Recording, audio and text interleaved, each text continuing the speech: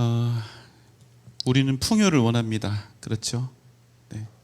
풍요와 배부름을 원합니다. 배부름은 다이어트를 하시느라 원하지 않으신지 모르겠지만 어차피 같은 얘기죠. 우리가 풍요를 원합니다. 그러면 하나님 편에서는 어떠실까요?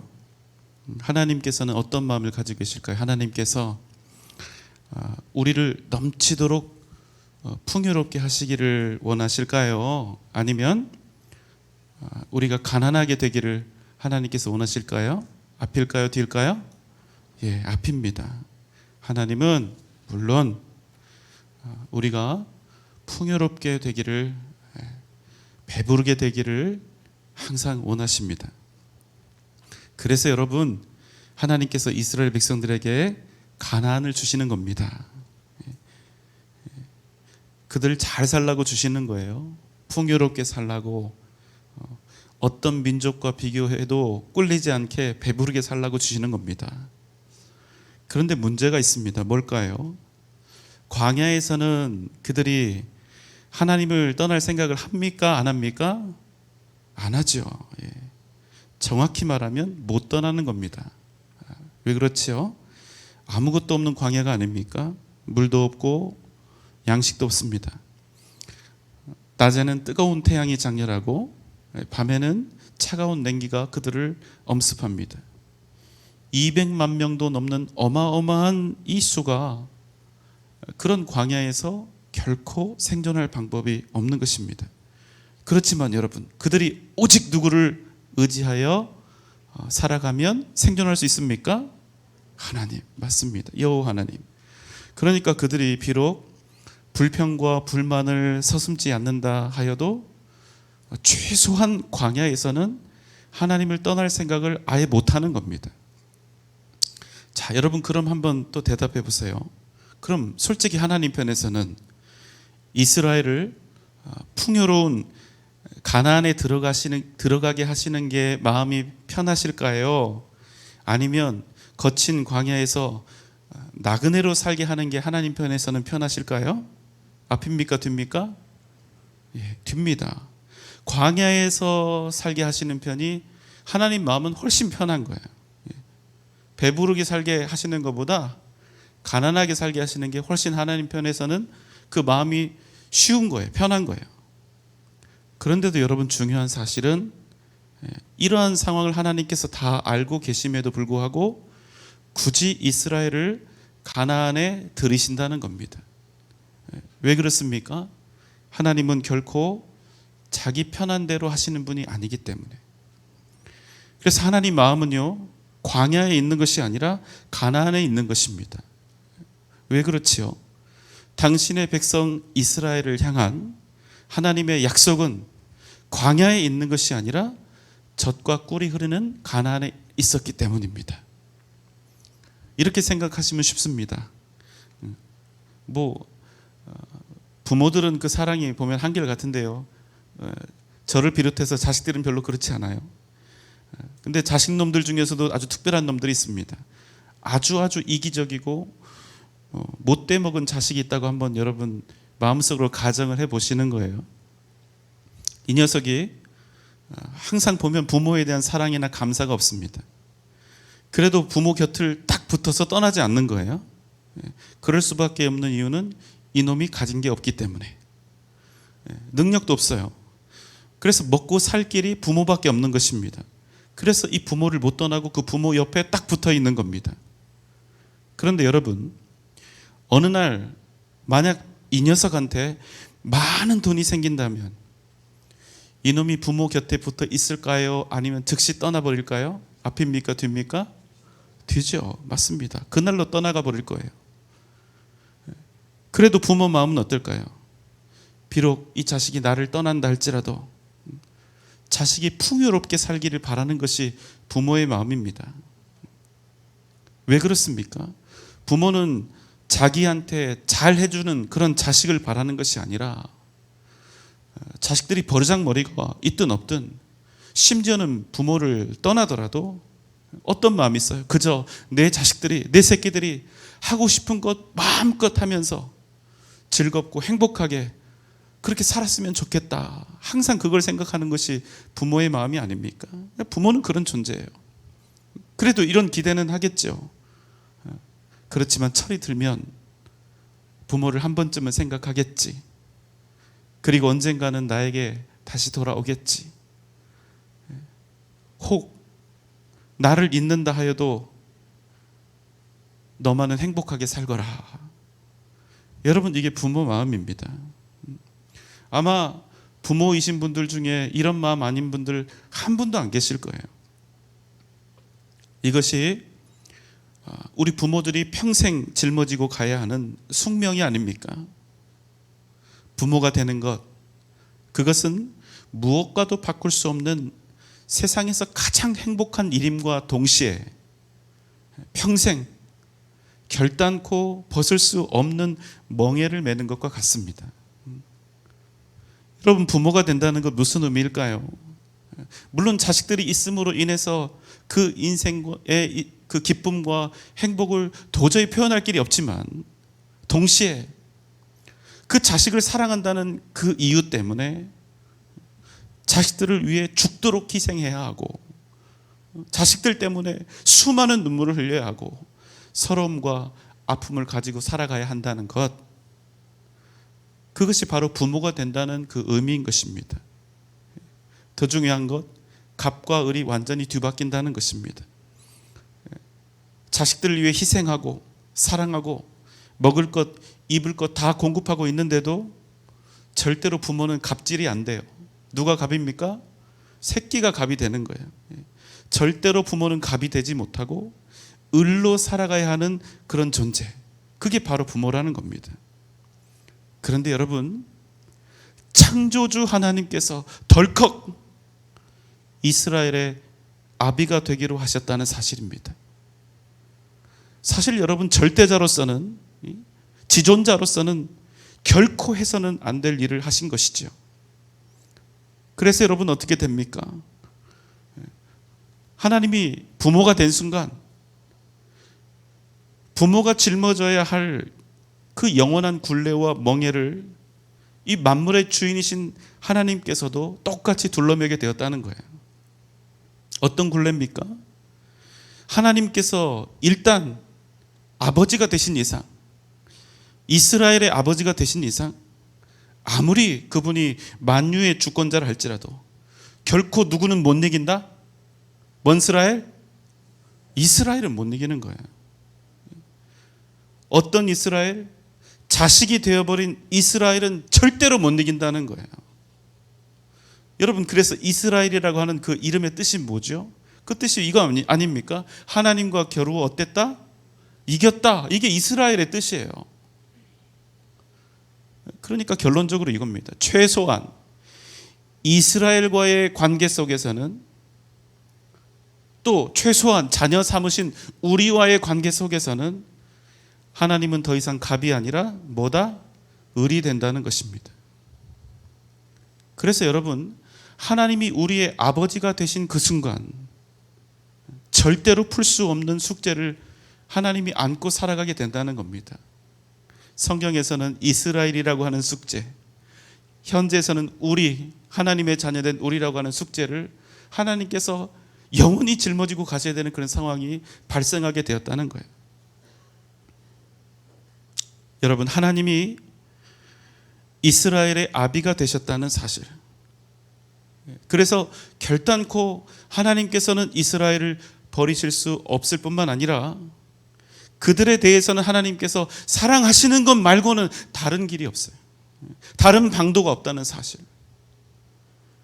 이것이 여러분, 우리가 성경 전체를 풀어갈 때 가장 중요한 전제가 된다는 겁니다.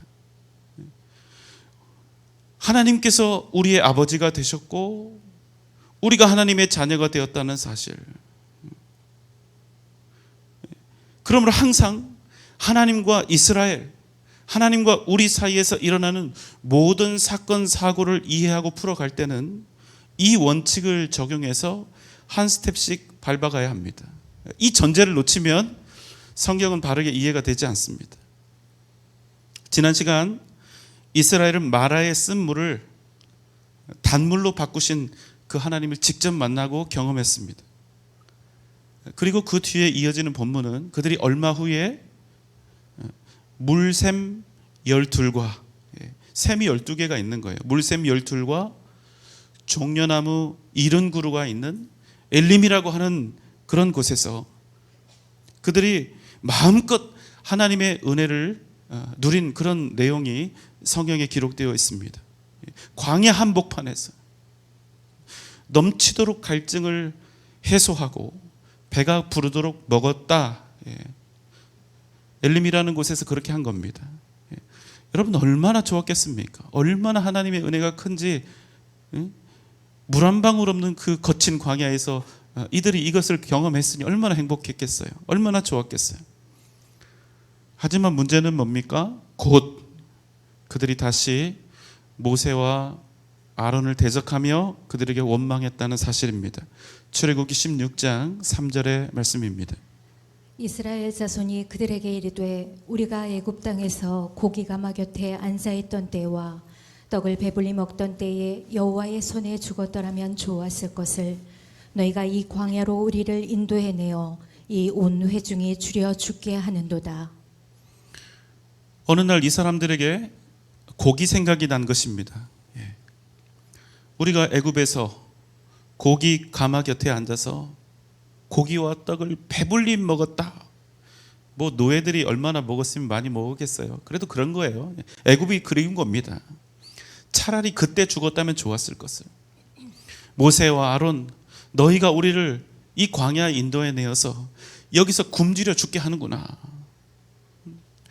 참 이런 말 계속해서 우리 듣는 거잖아요. 환장할 것 같아요. 왜 그렇습니까? 너무나 지독한 거예요. 겉으로 좋은 쪽으로가 아니라 악한 쪽으로 지독해요. 아주. 언제까지? 언제까지 하나님의 사랑을 의심하고 언제까지 하나님의 전능하심을 이렇게 불신하면서 이들이 살아갈 것인가 하는 그런 물음표가 자꾸만 계속해서 우리 가운데 떠오른다는 겁니다. 이유는 조금씩 다르지만 물이 없어서 그렇고 떡이 없어서 그렇고 고기가 없어서 그렇고 이렇게 이유는 다르지만 홍해 앞에서 하나님을 원망했던 바로 그 시점으로 다시 리셋돼 버렸어요. 홍해의 마른 땅을 지나게 해 주셔도 안 바뀌고 썩은 물이 단물로 바뀌고 그 광야에서 갈증이 완전히 해소되도록 배가 부르도록 먹여주셔도 안 됩니다. 이 사람들이 안 바뀌는 거예요.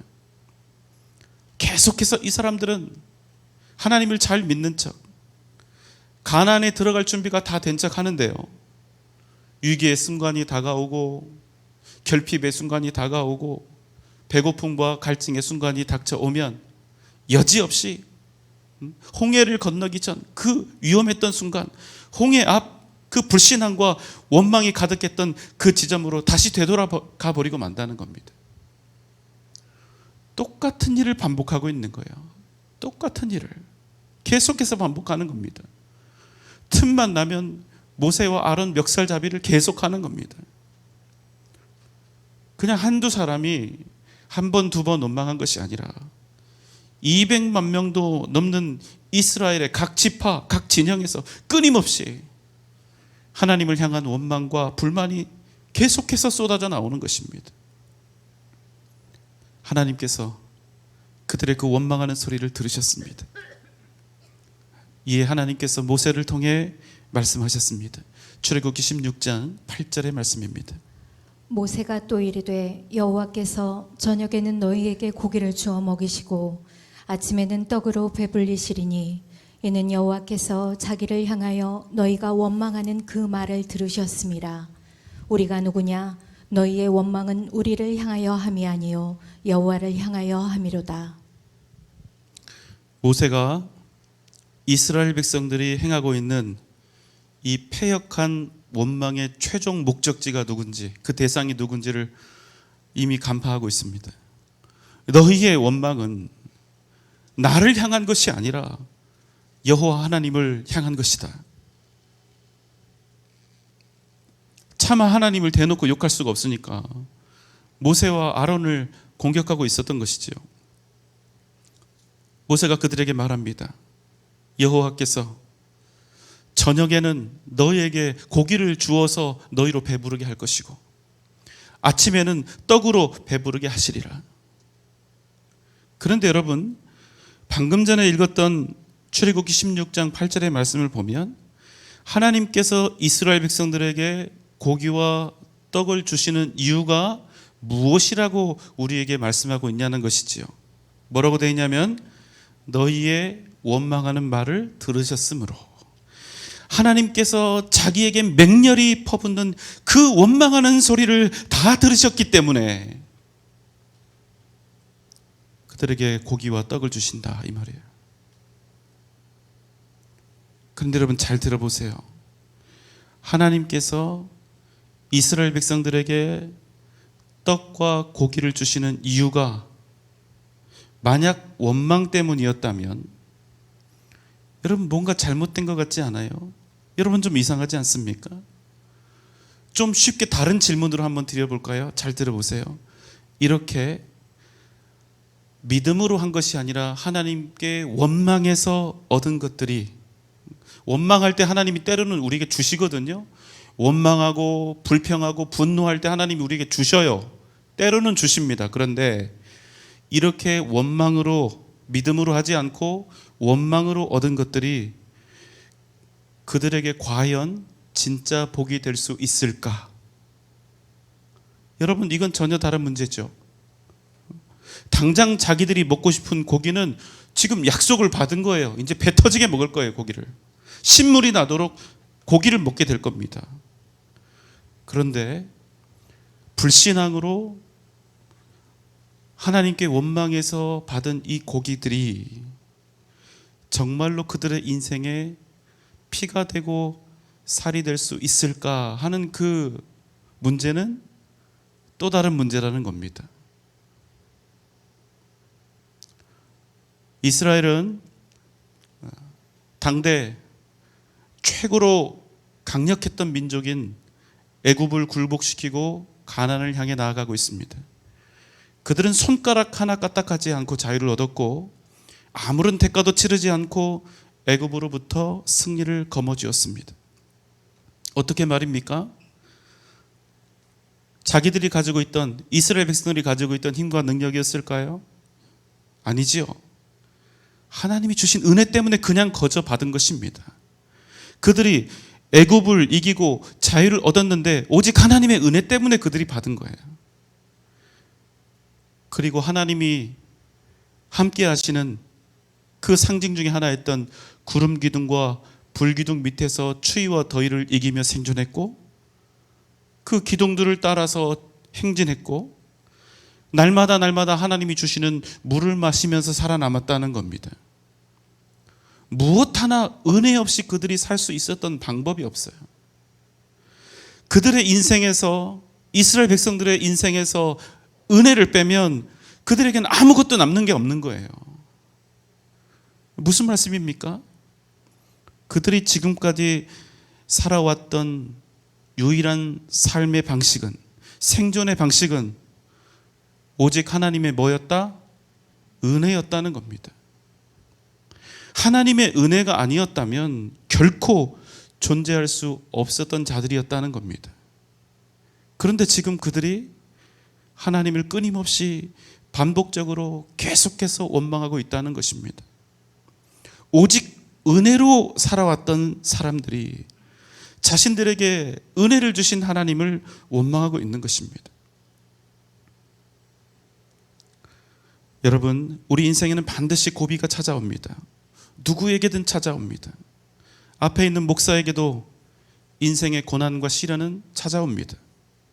그럼에도 여러분, 우리가 이 모든 시험과 고통을 통과하는 유일한 방법은 무엇입니까? 우리 생존의 유일한 방식, 우리 삶의 유일한 방편, 무엇이죠? 오직 하나님의 은혜를 구하는 것이어야 한다는 사실입니다.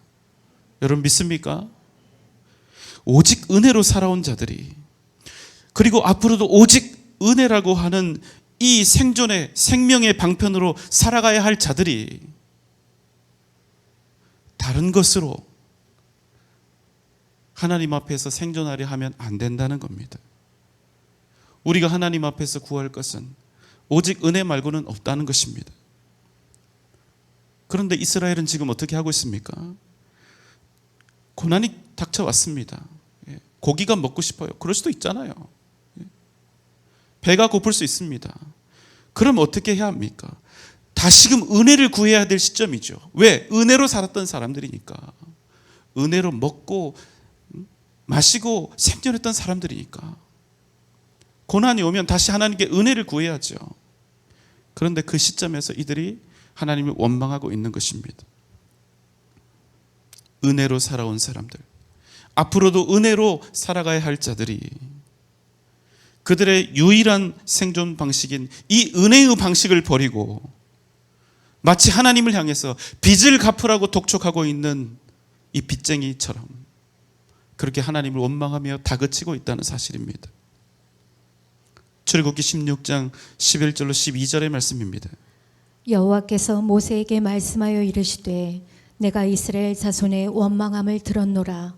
그들에게 말하여 이르기를 너희가 해질 때에는 고기를 먹고 아침에는 떡으로 배부르리니 내가 여호와 너희의 하나님인 줄 알리라 하라 하시니라. 여호와 하나님께서 말씀하셨습니다. 내가 이스라엘 자손의 원망함을 들었노라. 그들에게 말하라.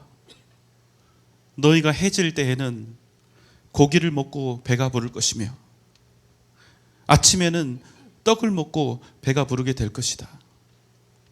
그런데 여러분, 그냥 글로는 잘 이해가 안 되는데 이 뉘앙스가 어떤 뉘앙스일까요?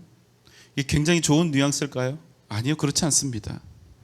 하나님께서 지금 이렇게 말씀하시는 것은 이스라엘 백성들이 그동안 수많은 기적과 놀라운 이적들을 직접 다 보았음에도 불구하고 지금도 여전히 또 그들의 머리 위에 있는 이 불기둥과 구름 기둥이 있음에도 불구하고 배가 고프면 언제라도 하나님을 내다버릴 수 있다는 그 사실에 하나님께서 탄식하시며 하시는 말씀이기 때문에 이 방금 전에 읽은 이 11절 12절의 말씀의 이 뉘앙스는 절대로 좋은 뉘앙스가 아닙니다.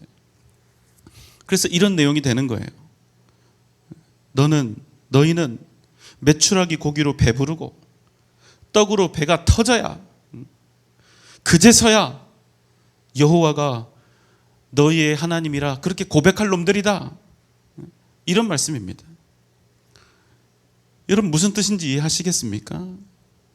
우리는 오늘 본문 속에 담겨져 있는 이 하나님의 이 비탄의 심정을 알아야 우리가 다음 주에 만나게 될 이 본문의 말씀을 만나가 어떤 의미인지를 우리가 비로소 이해할 수 있게 된다는 겁니다. 너희가 떡으로 메추라기로 배부른 후에야 내가 너희의 하나님인 줄 알리라. 여러분, 이 말이요, 이 절대자 전능하신 하나님에게 있어서 얼마나 자존심 상하는 그런 얘기일까요? 무슨 말인가? 아직도 내가 너희에게 그토록 믿지 못할 존재구나 하는 뜻이니까. 그래서 여러분, 이제 다음 주에 우리가 나누게 될 텐데요, 우리가 다음 주에 만나게 될 그 만나는 절대로 그냥 먹을 것 만나가 아니라 또 우리가 만나게 될 이 메추라기 이야기, 이 메추라기는 단지 그냥 먹고 배부른 그런 의미, 고기로서의 메추라기가 절대 아니라는 사실입니다. 여러분, 어떻습니까? 달면 삼키고 쓰면 뱉어내고 자기들에게 유익한 것이면 하나님 은혜롭다, 하나님 나를 사랑하신다 찬양하고, 나에게 아프고 고통스럽고 쓰린 것이면 언제라도 태도가 돌변하는 그런 것을 우리가 과연 믿음이라고 그렇게 부를 수 있을까요? 제가 믿음에 관한 설명 중에 제일 좋아하는 구절이 있습니다. 이 구절인데요, 히브리서 11장 13절 14절 말씀입니다. 이 사람들은 다 믿음을 따라 죽었으며 약속을 받지 못하였으되 그것들을 멀리서 보고 환영하며 또 땅에서는 외국인과 나그네임을 증언하였으니 그들이 이같이 말하는 것은 자기들이 본향 찾는 삶을 나타냄이라. 여러분, 히브리서 11장 13절은 믿음의 사람들을 어떻게 묘사하고 있습니까? 믿음을 따라 살다가 성공했다고 합니까? 믿음을 따라서 승리하고 풍성했다고 합니까? 믿음을 따라 살았기에 그들이 형통했다고 합니까? 아니요. 이 사람들은 다 믿음을 따라서 죽었다고 말씀한다는 거예요. 약속도 받지 못했지만 믿음으로 최후 승리를 멀리서 바라보고 확신하며 그저 이 땅 살이를 마치 외국인처럼 나그네처럼 그렇게 살아갔다는 것입니다. 어떻게 그럴 수가 있죠?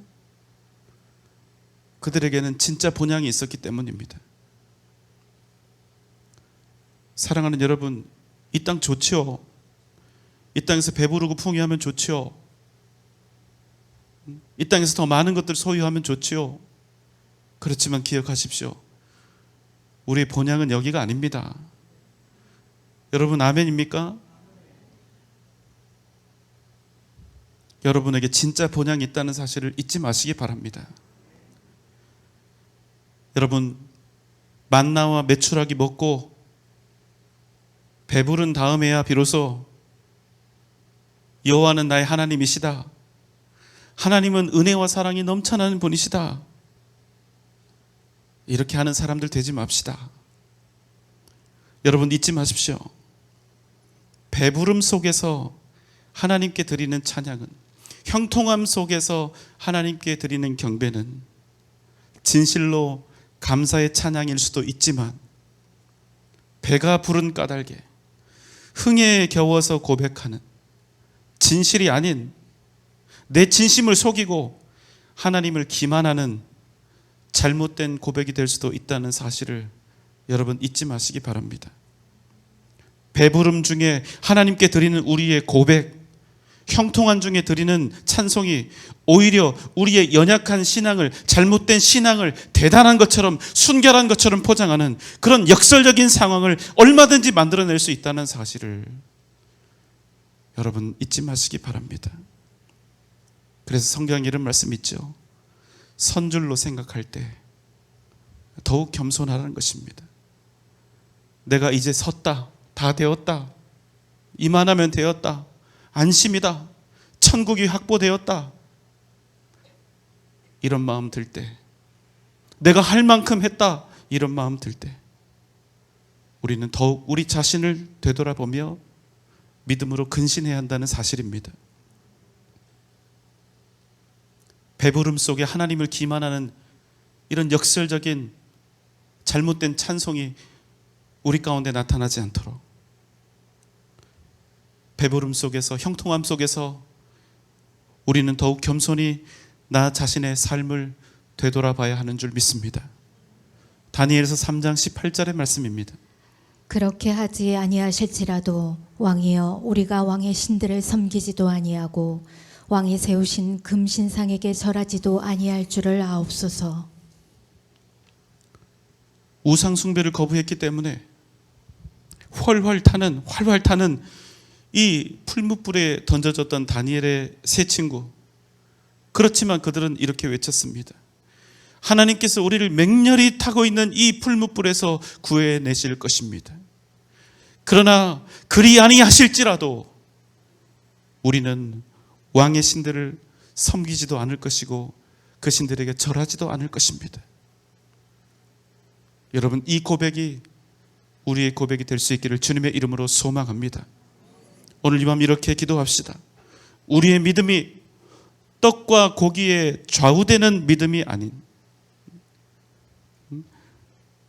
떡과 고기로 배부른 후에야 하나님을 나의 하나님으로, 하나님을 크신 하나님이라 고백하는 그런 연약한 믿음이 되지 않도록 하나님 나를 붙잡아 주시옵소서. 오직 하나님만을 바라고 구하는 순결한 믿음의 사람이 되게 하여 주시옵소서. 사랑하는 여러분, 상황에 종속된 믿음이 아닌, 떡에 종속된 믿음이 아닌, 살아계신 하나님만을 의지하고 구하는 복된 이 밤 되시기를 주님의 이름으로 축원합니다.